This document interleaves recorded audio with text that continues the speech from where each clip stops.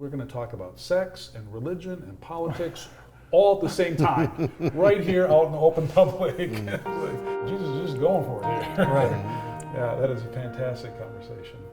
I don't want to speak for Rabbi Jason, who's not here, but he did mention at the script stage, and I wanted to get your reaction to this, that Mary Magdalene, he didn't believe would have traveled alone with the disciples without other women present. We didn't have other female characters added to the team yet, and didn't want to just bring a couple of in a couple extras, just and then not explain who they were. So we thought that would have been awkward.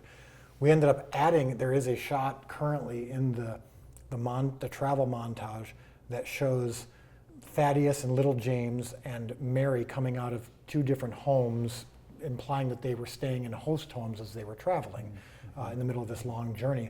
We wanted to do that. We added that scene like a month after we were done filming, just to make sure that no one was thinking that they were camping out at night, that it was all these guys and women. My research on the topic was that, yes, a married man, a married Jewish man especially, would never be alone with a woman. And we know in current, there are things called the Billy Graham rule, the Mike Pence rule, where married men aren't alone with women. Did anything strike you about it in either evangelical or Catholic circles about Mary Magdalene? She's a figure we haven't discussed much other than outside of episode 1, but her role with the disciples, traveling with the disciples. We know that there were times throughout the Gospels that there were several women following Jesus. In season 2, we're going to be joined by Thomas and Rama from episode 5. They meet Jesus and the disciples in Samaria. But I was just curious if you had any thoughts on the topic. Did it strike you when you saw it as, oh, there's this group of guys and then one woman? It did me. I just kind of being somewhat aware of the culture at the time that men and women traveled in groups together. Or I mean, if they would have been in a caravan, the women would have been in one part of the caravan and the men in the other.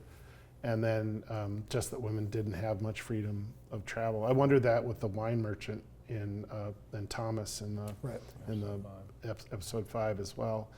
I kind of take it as artistic license and for me here in episode 8, counting up the people in the group, it's like, hey, there's only 7 apostles here. The others aren't in there, and there's only one woman. The Gospel of Luke, chapter 8, first 3 verses, he names several women. So Mary might have been present, but she would have had some other women friends in this double travel group kind of a thing. So, but yeah. We're getting there. We're getting to it. When they get to Samaria, at the end of episode 8, they're heading for Samaria.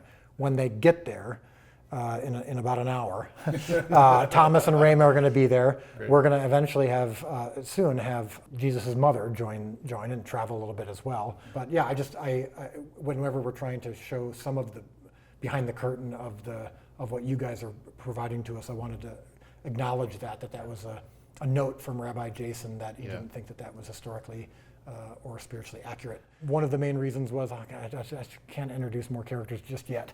We'll wait till we get to Samaria. We'll show that she's her sleeping arrangements are with other women, but that when we're walking during the day, it's Mary and the brothers, as he calls them. And the one thing that seems to be true to the scriptures is that Jesus did relate to women differently than the culture of his day. He was much more open to women, touching women, being touched by women. Which brings us to the climax of the entire season, which is one of the reasons why I felt a little bit more freedom to have some of these rules not be perfectly followed, is because Jesus didn't follow a rule at all by being alone with a woman in the middle of the day. And our interpretation, my wife, Amanda, who's written about this and loves this story, is that it wasn't an accident that Jesus was alone in the middle of the day, and that the reason she would have been there in the middle of the day when women traditionally got their water in the morning was because she was outcast. Does that hold up to scholarship? Is that traditionally held? Oh yeah, I love that framing. We get to know this woman at the well before she's at the well, and we hear about her background and the troubled marriages and that exchange that she has with her current husband, but she's living with another guy, and so she is a troubled lady. And then when Jesus meets her, it's in the heat of the day. All of that seems to fit the first century world.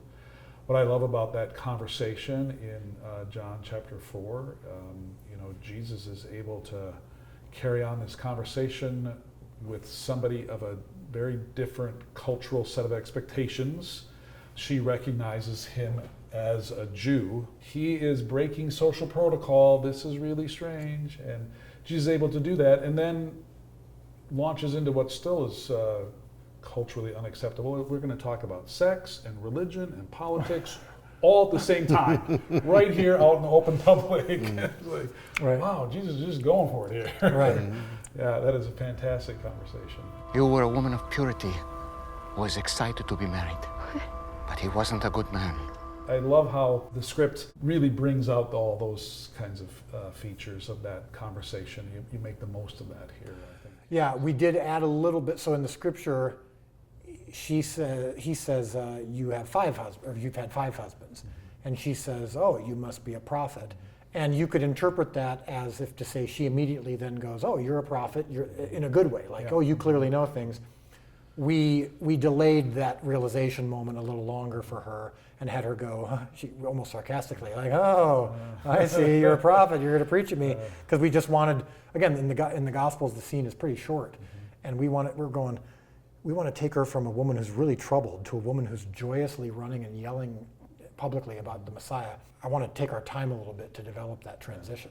What about that scene stood out to you? Is the Samaritan woman in Catholic circles a prominent? It is. feature? This reading is always on the 3rd Sunday of Lent. Okay. In year A. And every year that whenever a parish has people that are going to be baptized at Easter, this reading is read. So it features pretty prominently. And it comes between the Transfiguration and then the man born blind. It's part of a gradual set of stories about conversion and how, and this story I think would be used to say, Christ knows all of who we are. It's all there before him, and that Christ still welcomes us and offers us living water that can quench our thirst and give us what we need. And I love how this episode, Jesus is in the know about this for the whole episode. We are taking this route. It's going to be shorter to get to Jerusalem, and the people are afraid of going through Samaria, and it'll be okay because Jesus has a plan, and he's in the know. Are we historically accurate that the Jews would not have gone through Samaria? I mean, we've seen that, we've read about that, but it's not necessarily explicitly scriptural. Yeah, it's at least it makes sense of the Jewish opinion about the Samaritans. Right. And the more holy people, the people worried about being infected by the sinfulness of the Samaritans, would take the time to go around. Yeah. Well, it's one of my favorite little exchanges is when Big James is just horrified, and he's like, Samaria, and Matthew's like, this is dangerous, and Jesus is like, well, we're going to do it anyway, and James goes, but they're Samaritans. And Jesus says, good observation, James. Like, yes, that's people from Samaria are indeed Samaritans. That's the term for them. But yeah, we really wanted to, I thought, in many ways, I think the history around that scene in the Gospels is what makes that scene so special, is knowing just how much of a division there was between Jews and Samaritans and what the temple represented.